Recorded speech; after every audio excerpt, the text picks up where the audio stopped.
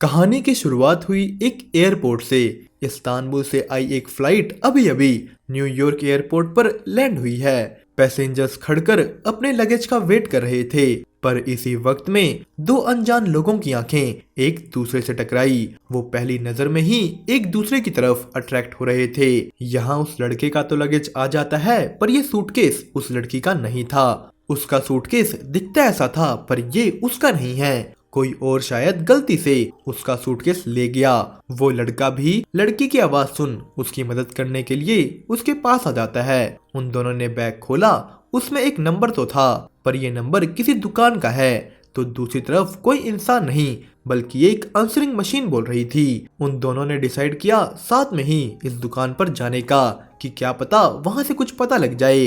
लड़की के पास ना फोन था ना उसका पर्स। तो लड़का कहता है कोई बात नहीं, मैं आपके साथ वहां चल लेता हूँ, मैं वैसे भी उसी तरफ जा रहा था। लड़की थोड़ी हिचकिचाई पर मान गई। वो दोनों उस दुकान में पहुंचे। ये सूटकेस उस दुकान वाली औरत के ही पति का है, पर वो इस वक्त एक होटल में था। इस लड़की का सूटकेस उसी के पास है। उन दोनों को अब होटल जाना होगा, पर जाने से पहले वो पेट पूजा करते हैं। यहाँ पता लगा कि वो दोनों तो पहले से ही शादीशुदा थे। वो होटल पहुंचे, पर उन्हें पता लगा कि वो आदमी जिसके पास इनका सूटकेस है, वो सूटकेस लेकर कल यहाँ आएगा।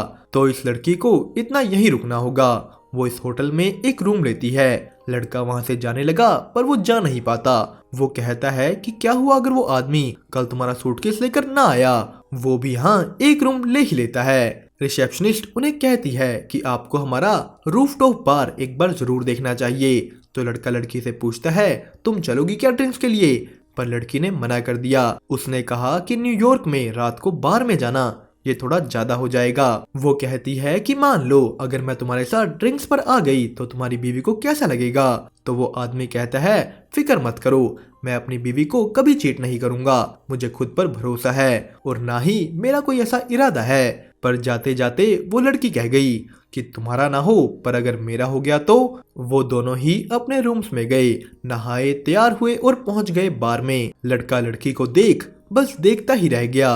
वो दोनों बात करते हैं, जहां लड़की बताती है कि वो ज्वेलरीज और बाकी फैशनेबल एसेसरीज डिजाइन करती है और यहाँ भी वो यही करने आई थी। उन दोनों को एक दूसरे के असली नाम तो नहीं पता, तो वो दोनों एक दूसरे को रायन और समांथा बुलाने लगे। उन्होंने साथ में एक डील की कि जब तक समंथा का सूटकेस नहीं मिलता बस वो तब तक साथ रहेंगे। उसके बाद ना वो फोन करेंगे, ना बात करेंगे, ना एक दूसरे को स्टॉक करेंगे। वो दोनों ही अपनी शादी की बात करने लगे, प्यार की बातें करने लगे।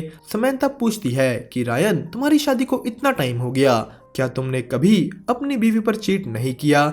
जिस पे रायन का जवाब था कि नहीं, कभी नहीं। अगर मुझे चीट करना ही होता तो मैं कभी शादी ना करता, और अगर कभी बाद में भी ऐसा ख्याल दिल में उठता तो उसी वक्त डिवोर्स ले लेता, पर मेरे दिल में कभी ऐसा ख्याल नहीं उठा। समंथा अब भी रायन की बात पर विश्वास करने को तैयार नहीं। वो उसे बार बार कहती है कि रायन सच बोलो, हम बस आज के लिए ही तो साथ हैं। वो दोनों न्यूयॉर्क घूमने निकल गए। यहाँ एक व्यक्ति उन्हें एक पेंटिंग बना कर देता है, पर उसे पैसे देने के चक्कर में रायन बस में ही रह गया और समंथा नीचे उतर गई। यहाँ उसे लोग छेड़ने लगते हैं। एक आदमी ने उसे पकड़ लिया, पर रायन उसी वक्त वहां पहुंच जाता है। उसने कहा कि मैं इस लड़की का हस्बैंड हूँ, इसे छोड़ दो, तुम्हें जितने पैसे चाहिए मैं दूंगा। रायन ने समंथा को छुड़वाया, पर वो व्यक्ति पीठ पीछे से समंथा को उल्टा सीधा बोलने लगता है। रायन ने सीधा जा उसको पीट ही दिया। वो कहता है कि चलो अब हम होटल वापस चलें, पर समंथा का वापस जाने का मन नहीं। वो कहती है कि हम दो अजनबी पहली बार मिल रहे हैं, चलो कुछ ऐसा करें जो हमें इस्तांबुल में दोबारा करने को ना मिले। वो न्यूयॉर्क की गलियां घूमने लगे, जहां घूमते घूमते उन्हें पता लगा कि यहीं पास में एक ऑर्गेज़म कंपटीशन हो रहा है। दोनों वहां चले गए। रायन को इस बात का बिल्कुल भी अंदाजा नहीं था कि अगली पार्टिसिपेंट समंथा होने वाली है। समंथा ने पार्टिसिपेट किया और रायन उसे देखता ही रह गया।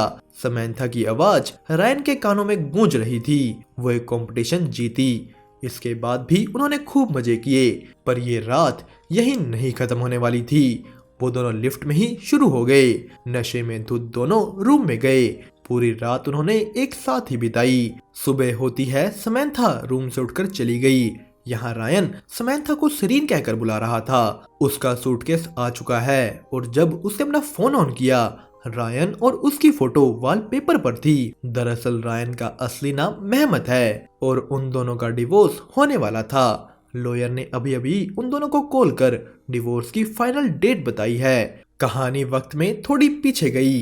सरीन और मेहमत की असली पहली मुलाकात पर उन दोनों को तब भी पहली नजर में ही प्यार हो गया था। सरीन अपने बॉयफ्रेंड को छोड़ मेहमत के साथ आ गई। वो दोनों ही एक दूसरे को बहुत प्यार करते थे, इतना कि सरीन ने मेहमत के लिए न्यूयॉर्क के बहुत बड़े फैशन डिजाइनिंग कॉलेज का एडमिशन ठुकरा दिया। वो दोनों ही एक दूसरे के बिना नहीं रह सकते। पर एक दिन मेहमत सरीन के फादर से मिला, जो उसे कहता है कि उस लड़की ने तुम्हारे लिए अपना फ्यूचर ठुकरा दिया।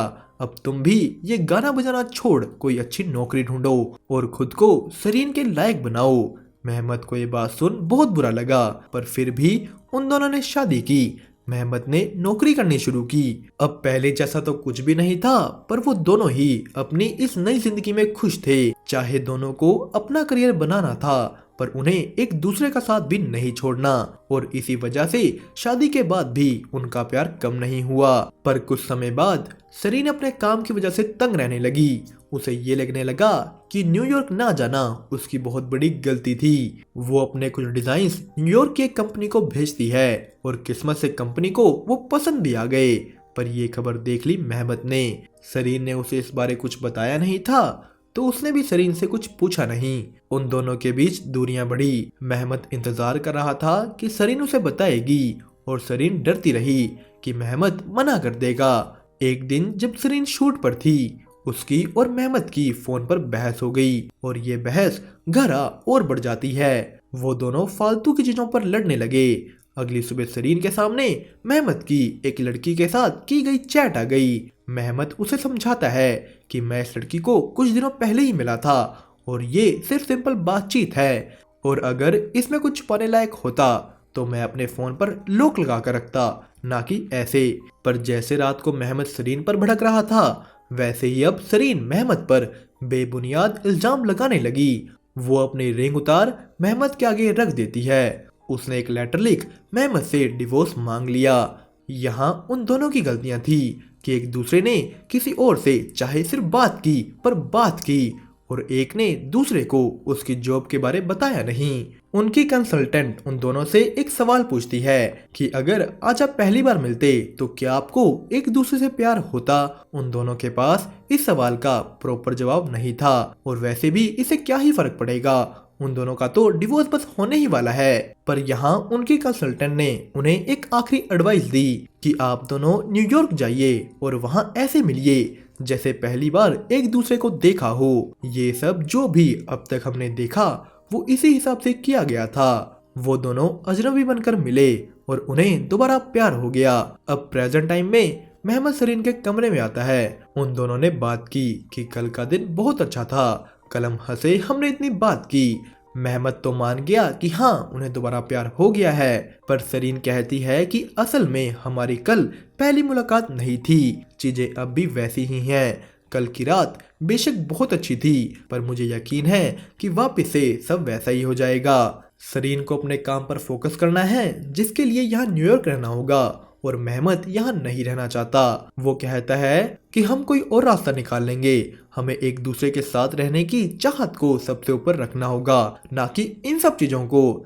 सरीन ने कहा कि तुम अपने करियर पर फोकस कर रहे हो, मुझे भी तो मेरा करियर चुनना है ना। मेहमत का जवाब था, मेरा करियर? मेरा करियर तो मैंने कब का छोड़ दिया। अब तो मैं दिन रात बस इसलिए काम करता हूँ ताकि तुम्हें हर खुशी दूं, और तुम्हें बस मुझे छोड़कर अब्रॉड जाने की पड़ी है। सरीन के उस लड़की के बारे पूछे जाने पर मेहमत ने कहा कि मैंने कभी भी तुम्हें धोखा नहीं दिया, और धोखे की बात तुम कर भी कैसे ही रही हो। जब तुम मेरे पास आई तब तुम्हारा खुद का एक बॉयफ्रेंड था। इस बात से उनके बीच की नफरत और बढ़ गई। मेहमत भी ये कह कि ठीक है, मुझे भी उसके साथ नहीं रहना जिसे मेरे साथ नहीं रहना, वहां से निकल गया। उसके जाने के बाद सरीन को उसका एक लेटर मिलता है जिसमें लिखा हुआ था कि सरीन मुझे माफ करना अगर मैं तुम्हें कभी ये एहसास नहीं दे सका कि मैं तुम्हारे सपनों को पूरा करने में तुम्हारा साथ दे सकता हूँ। और अगर तुम्हें एक पल के लिए भी ये लगा हो कि मैं तुमसे प्यार नहीं करता तो भी मुझे माफ करना। मेहमत वापस इस्तांबुल जाने वाला है और इस लेटर में लिखी चीजें सरीन के दिमाग में घूम रही थी। वो आखिर में फैसला कर ही लेती है वापस मेहमत के पास जाने का। सरीन एयरपोर्ट की ओर दौड़ी। वो लेट हो चुकी थी। जल्दी करने के बावजूद भी उसे प्लेन में जाने की परमिशन नहीं मिलती।